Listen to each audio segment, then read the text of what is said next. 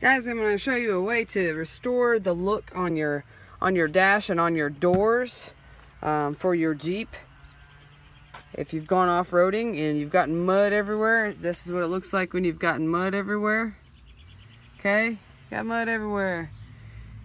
And this is what it looks like when you try to wash it afterwards. It's got this blotchiness to it and this fadedness. You just can't get it all out, or you got that dirt look in it. And the texture, you scrub it and you just can't get it to look perfect. People say to use Dawn dish soap. Some people used to say use back to black. But I've got a trick that works really well that I have used before. So here's a before, and I'm just going to use this as an example. This is the before you do my trick. This is the after. That is the after. There's the door. Now, the other door is not as dirty because I've already cleaned most of it, but there's a door. My door looked like the other side. It was all blotchy and nasty, like just like this. So the trick to it is actually not using any of that soap at all. The trick to it is this right here. Kiwi scuff cover. And this will protect it, and it will not fade, and it will not wash off. So it will keep it as black as you could ever imagine. You will not have to worry about anything. Once you do this, you can go back to your Armor Alls every single time you decide to clean your vehicle, and it will not wipe all this off. Okay? So I will show you how to do it properly. That way it works for you.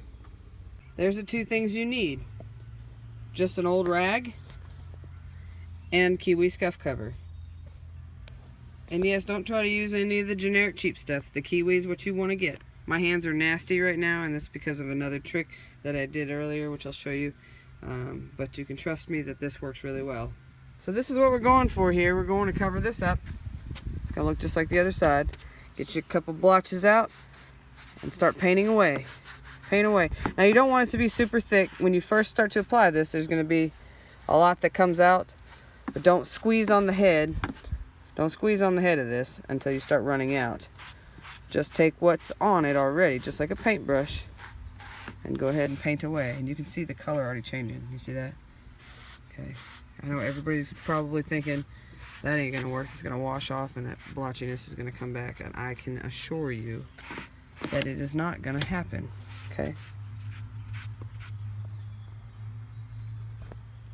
When you do your glove box, same thing. Open your glove box up. I need to add some more to this. Go around your glove box, around your lines. Okay. Make sure to wash most of the mud off first. Do the best that you can to wash some of the mud off. Okay. Because you don't want this to, spread everywhere. So wash the mud off. Okay. So I've started to do the glove box. Now to get into the hard to reach spots, you want to give yourself a little extra of this. Just kind of lay it out there. Then you're going to go over it with a rag, and you're just going to kind of push it in there. Okay. You can do it in a circular motion, however it works. You see how it's a little blotchy there. Goodbye, blotch. Now with this rag, after you've gone over everything, as you see I've done here, you're going to want to take that rag, just like polishing a boot, and you're going to want to go over everything.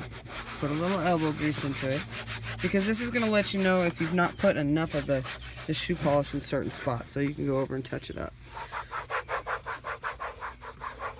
And then you're going to let it dry. You're going to let it dry, and you can come back in about an hour or so if it's outside on a nice hot day. You'll check to see if you have any spots that are missed. So like right here, for example, it's a little lighter, so I'm going to go ahead and put just a little bit more in that area. Okay, just kind of even it up. Okay. Not a bad idea. And then I'm going to rub it in a little bit. That might be a spot that just doesn't want to go away, which is fine. That's okay. There might be some oils or some solvents that are on here. I work on my own vehicle too, and I tend to touch everything with all my oily hands, you see.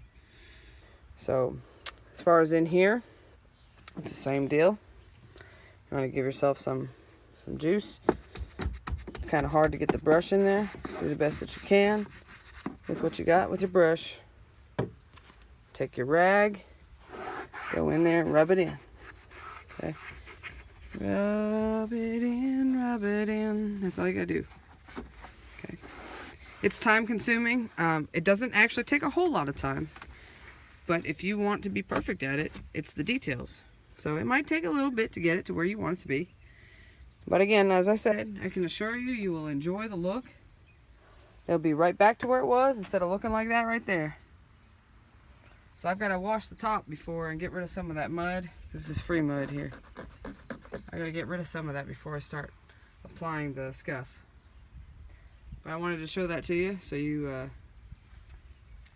got an idea as to what it's going to look like when you're done.